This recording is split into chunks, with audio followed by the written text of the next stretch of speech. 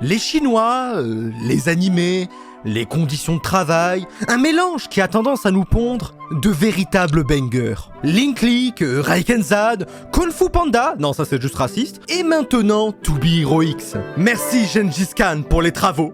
Ok Gengis Khan, tu peux arrêter maintenant. Ça fait longtemps que j'avais envie de vous en parler. Mais comme en ce moment je cherche à faire le moins de vues possible avec les pires animes possibles, j'ai voulu attendre les 24 épisodes de l'animé.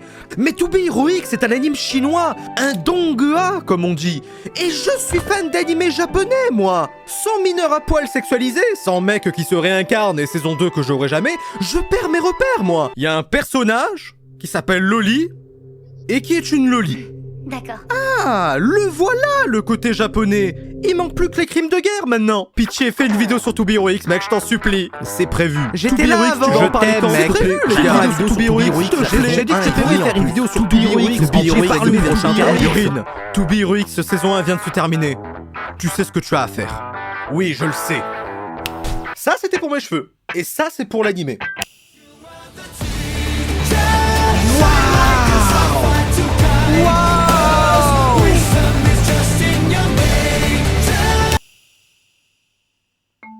Vous savez, j'ai réalisé un truc récemment. La Chine contrôle le monde avec l'argent, contrôle les jeunes avec TikTok, et pourtant on n'en entend toujours pas parler.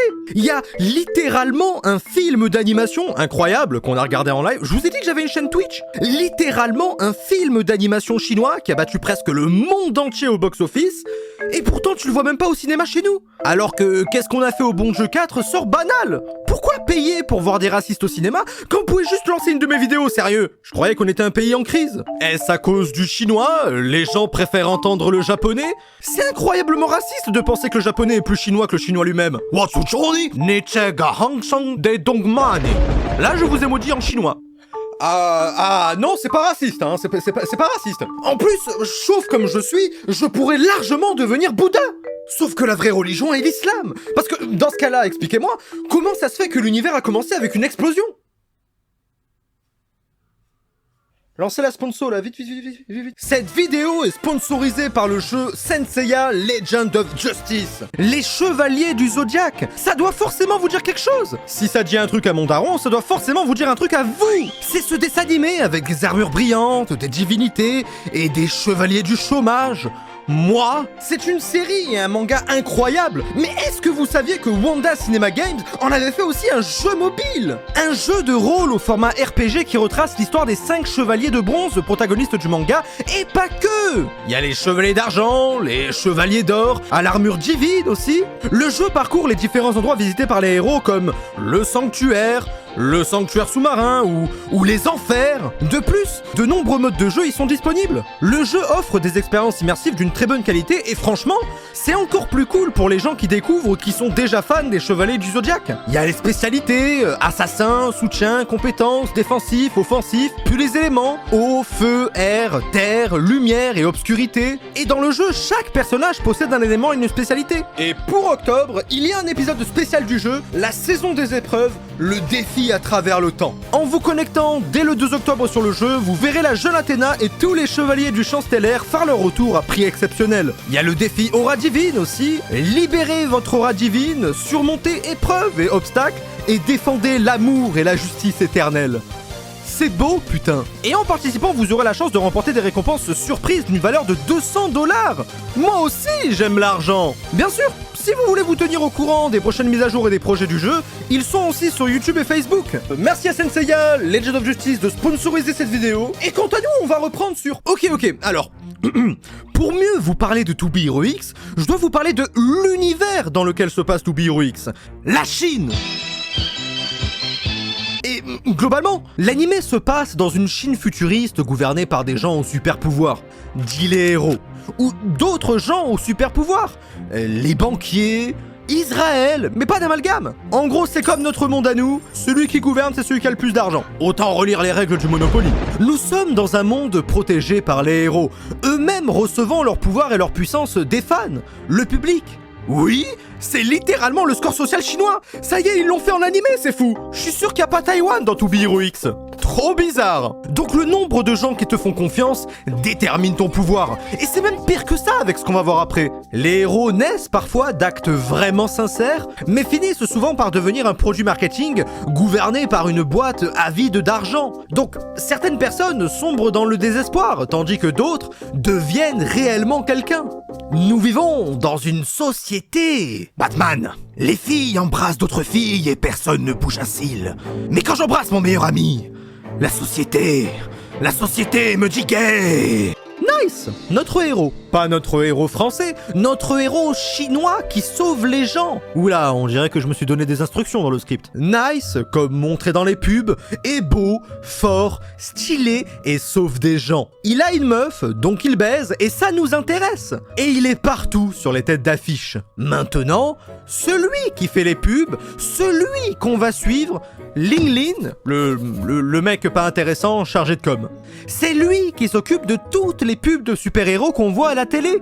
Il a un patron gros et assez dégarni. Comme moi, vu que je suis mon propre patron, voir Ling Ling est suffisant pour se dire qu'il aime ce qu'il fait, et si seulement son patron pensait la même. Il n'y aurait pas un mini-justicier pour le sortir de ce « Oh, c'est nice! Waouh, c'est nice! Oh, y'a plus nice! Bon, bah au moins il va rejoindre Sun Wukong. Il était chrétien. Ah oui, j'ai oublié de vous dire, les héros sont des gros fils de pute. Ling Lin voit Nice se suicider, une journée normale à Paris, mais la manager le remarque et pouf! Maintenant, il doit remplacer Nice. Ça veut dire qu'il hérite de son pouvoir au fur et à mesure, qu'il a une boîte, une meuf, et qu'il se doit d'être parfait. Et c'est ça qui est incroyable avec le système de puissance de cet animé. Si Ling Ling veut les pouvoirs de Nice, les gens ont juste à croire que c'est vraiment Nice. Si un héros est connu pour être fort et se tenir debout, il ne peut littéralement plus se pencher. Il doit rester debout. Plus de caca, plus de savonnette qu'on ramasse entre hétéros cisgenres. Et si j'étais dans l'animé, je serais sûr. L'anime saute d'une histoire de héros après l'autre, sans jamais devenir trop longue. D'un mec qui devient un héros par sa bravoure et non les followers, à une inventeuse trop mignonne pour être prise au sérieux, ou un héros prisonnier de son pouvoir, obligé de rester silencieux à jamais, To Be Hero X explore pas mal de thèmes cool. C'est littéralement un chien. Il y a un personnage, c'est littéralement un chien. Ça m'a surpris de voir mon frère dans l'animé. L'anime est capable de devenir sérieux, con et très très sérieux. Mais ce qui permet de continuer la série, c'est forcément le storytelling. À travers nos personnages, nous voyons comment l'univers marche, comment le temps passe. Nice voit les autres héros partir après lui, de nouveaux arriver, et nous les voyons aussi avec d'autres héros que nous suivrons. Mais qui sont exactement les gens derrière ces héros ?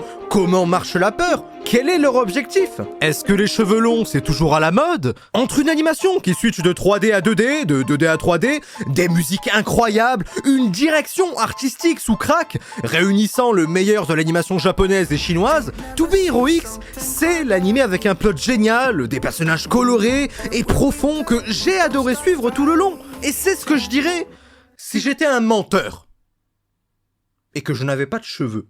To Be Hero X, c'est un anime chinois incroyable, avec une animation irréprochable. J'adore même la 3D, là où tout le monde la déteste. Le fait que chaque personnage ait une OST à lui, que l'animé entier est sur YouTube. Quoi ?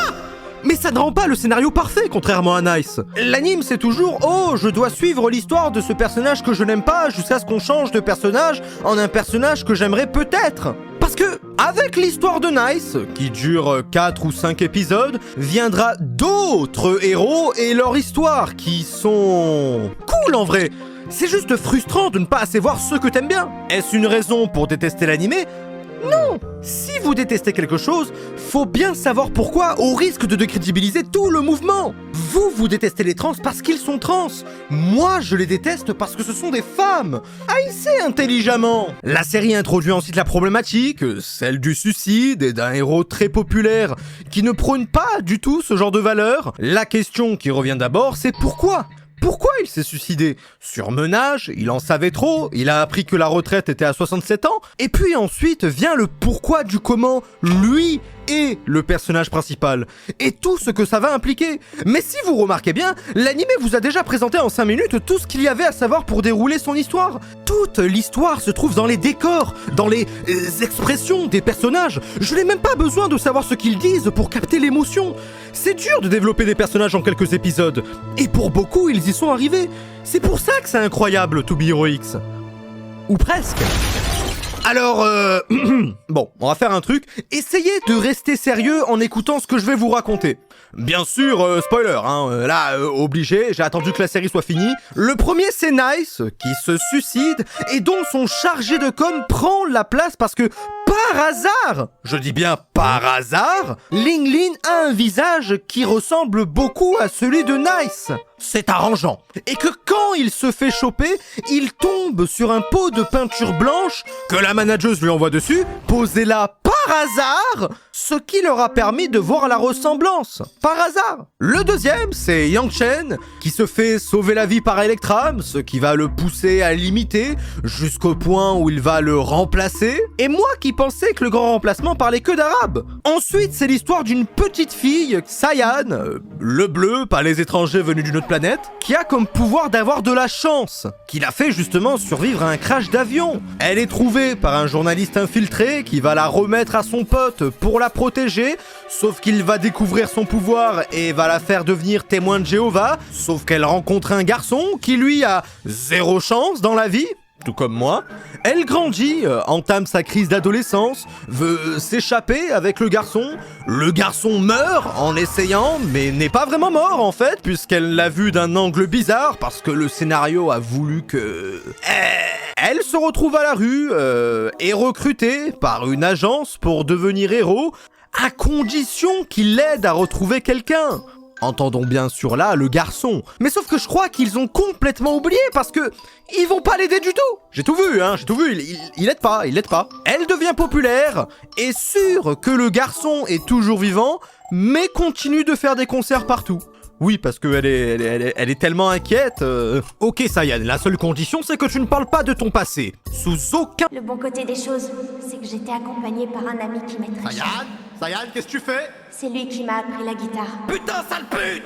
Ensuite, son passé ressort, le crash d'avion, les gens la détestent parce qu'elle vole leur chance en ayant de la chance. Ils deviennent des zombies, oui, des zombies.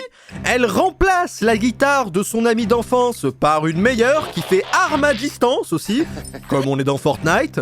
Bute des zombies, comme on est toujours dans Fortnite. Attaque le directeur, le boss final. Vaporise de la chance en spray, j'imagine.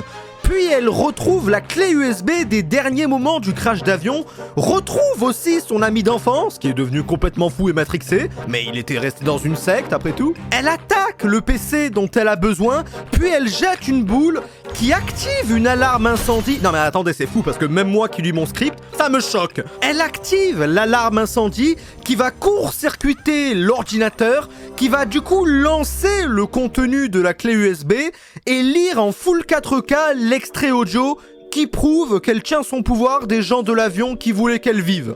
Et donc elle n'a pas volé sa chance. Voilà. Alors, la scène est cool, hein, c'est émouvant, mais...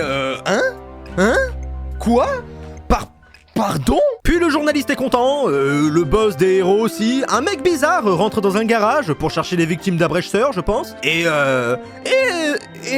fin. C'est fini.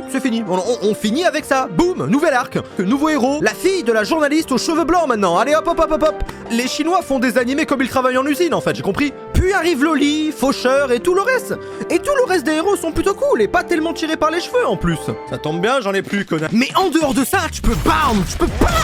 C'est incroyable et assez profond, donc pourquoi s'en priver? Les gens bandent sur cette animation de malade, alors que moi je me demande juste combien de personnes sont mortes pour faire ça. C'est vrai que les animes chinois sont pas vraiment connus pour leur scénario exceptionnel, et To Be Hero X a juste réussi à faire mieux. Même si ça part en couille, même si parfois faut pas trop se poser de questions, tout ça vaut le coup, croyez-moi. Et Taïwan n'est toujours pas un pays, je le jure. Exemple très simple, épisode 11, apparition de X, le mec farme Laura depuis le début et on l'a jamais vu.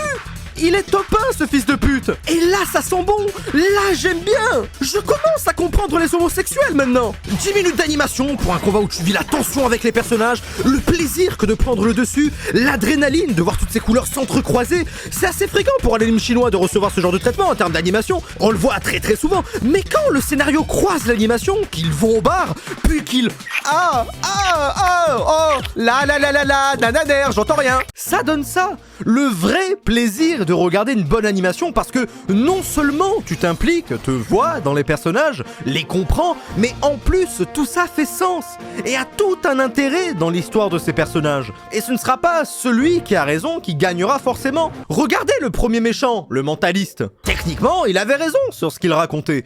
Le héros, le produit des marques, le public, le besoin des héros. Comment ne douter de rien est pire que de douter de tout, même quand la meuf affronte la reine, sa rivale, ce qu'elle lui reproche n'est pas faux. Même si elle fait des efforts, même si elle se donne, elle doit quand même sa situation à son père et à ses relations. Ce que elle n'a pas eu. Et pas un seul moment dans le combat, Reine se remet en question.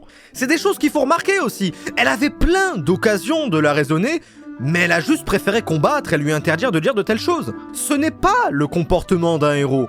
Parce que la seule personne qu'elle veut sauver ici, c'est elle-même. Plus que de protéger, le héros protège avant tout son rôle et tout ce qui se cache derrière. Et c'est plutôt intelligent d'avoir fait à ce que leurs pouvoirs viennent du public, car ça permet de jouer sur cet aspect sans pour autant directement remettre en cause la morale du héros, et même parfois la glorifier quand le public n'est pas du bon côté, ce qu'on a vu avec Saiyan par exemple. Et c'est vraiment incroyable comme concept. Dommage que ça a été déjà fait. Finalement, j'ai bien fait d'attendre pour faire cette vidéo. Parce que la façon qu'a la série de raconter son histoire est très décousue et dispatchée, ce qui occasionne beaucoup de frustration et plus de questions que de réponses. Mais en regardant, je me suis dit que ça avait un but. Ces histoires allaient toutes se relier pour amener à une trame principale incroyable qui va nous récompenser pour avoir pris notre mal en patience pour tous ces arcs et au final, je me suis fait scam.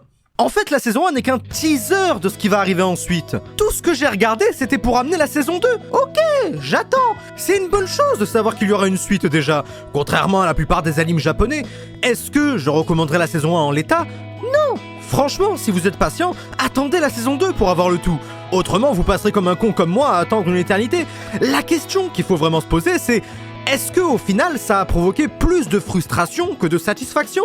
Ça, c'est à vous de voir et de vous faire un avis. C'est l'un des animés avec le plus gros budget au monde. Et je viens de l'inventer, j'en sais rien du tout. Mais j'ai bien aimé To Be Heroics. Et j'espère encore regarder plein de trucs ambitieux comme ça. C'est de ça qu'il nous faut dans notre monde. Et va bien niquer ta mère, Electram. C'était Yorin, laissez un commentaire, j'y réponds souvent. Merci au Chevalier du Zodiac d'avoir sponsorisé la vidéo. Abonnez-vous si vous en avez envie et likez, pourquoi pas, et... ciao, bye.